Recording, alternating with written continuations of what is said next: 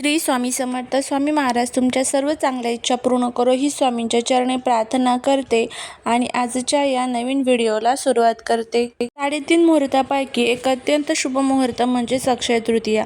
या दिवशी आपण जे काही शुभ कार्य करतो, दान करतो किंवा खरेदी करतो त्याचे फळ आपल्याला अक्षय मिळते.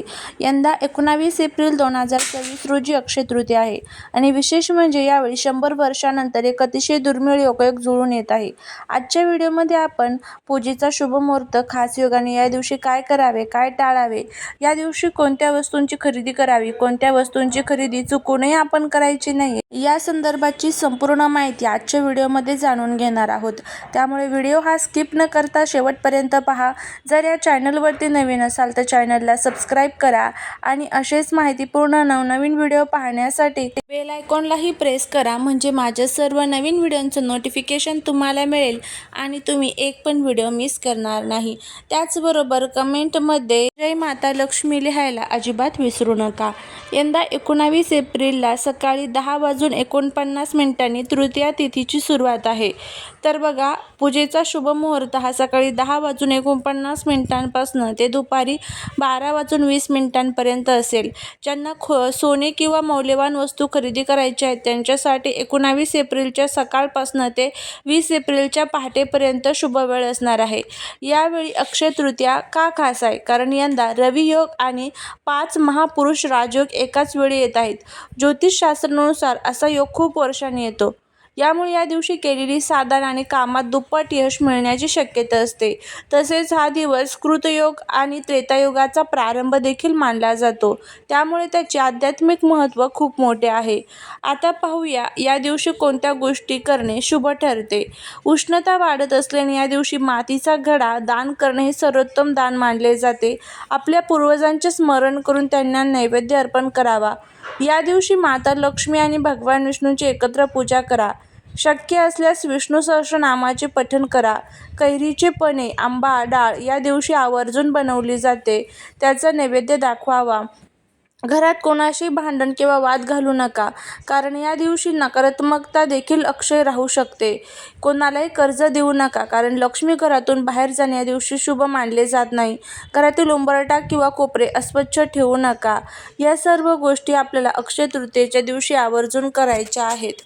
देवघरात अक्षय तृतीयेच्या दिवशी 2 कलश आपल्याला ठेवायचे असतात. देवघरात एका बाजूला पाण्याचा कलश आणि दुसऱ्या बाजूला धान्यांचा म्हणजेच तांदूळ किंवा गहू भरून कलश ठेवावा. यावर हळदी कुंकू व्हावे. यामुळे घरात कधी अन्न आणि धनाची कमतरता भासत नाही, अशी श्रद्धा आहे. भगवान विष्णूंना केशर मिश्रित दुधाने अभिषेक करावा. यामुळे मानसिक शांती मिळते आणि आर्थिक अडथळे दूर होतात. अक्षय तृतीयेच्या दिवशी लक्ष्मी प्राप्तीसाठी कावडे आणि गोमती चक्रांचा एक अतिशय प्रभावी असा उपाय केला जातो.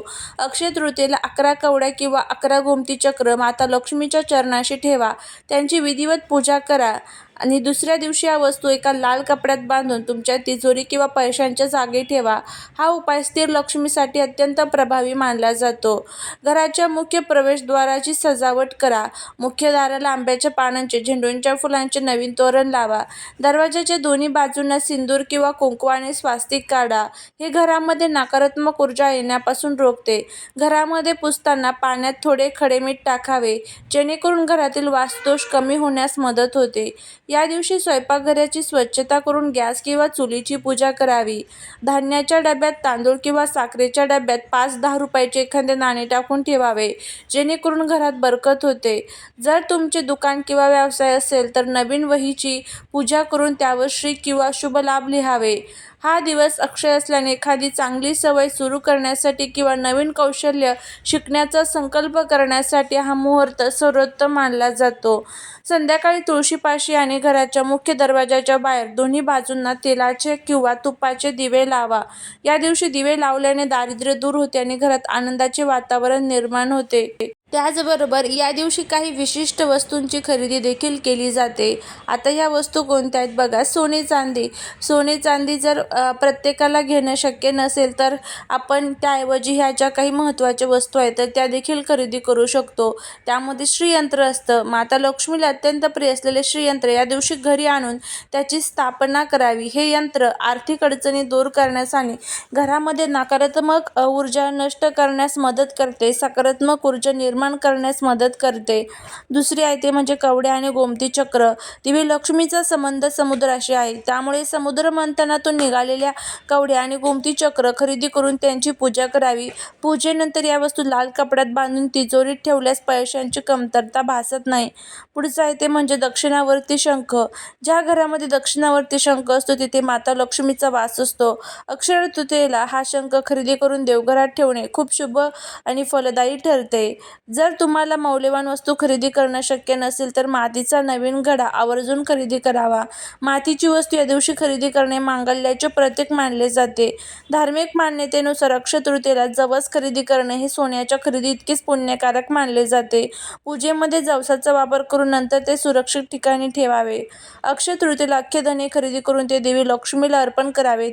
पूजेनंतर काही धान्य आपल्या तिजोरीत ठेवावेत आणि काही कुंडीत पेरावेत. जसे धान्य वाढतील तशी घराची भरभराट होते असे मानले जाते. घरातील मंगल कार्यासाठी नवीन तांब्याची किंवा पितळेची भांडी खरेदी करणे देखील या दिवशी शुभ मानले जाते.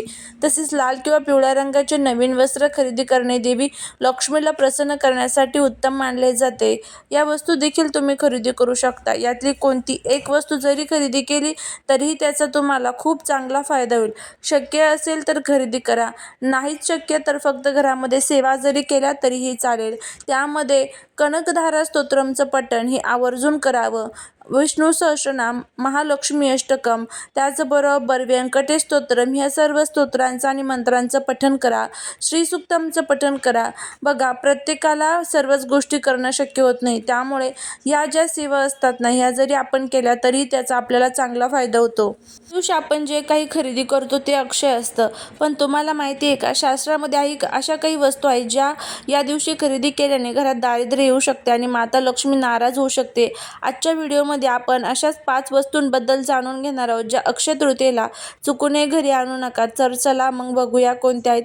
त्यामध्ये पहिली गोष्ट म्हणजे अस्वच्छ किंवा जुनी मोडकळी आलेली भांडी. काही लोक सेलमध्ये स्वस्त मिळतात म्हणून जुन्या किंवा वापरलेल्या वस्तू घेतात. अक्षय तृतीया हा नवीन ऊर्जेचा सण आहे.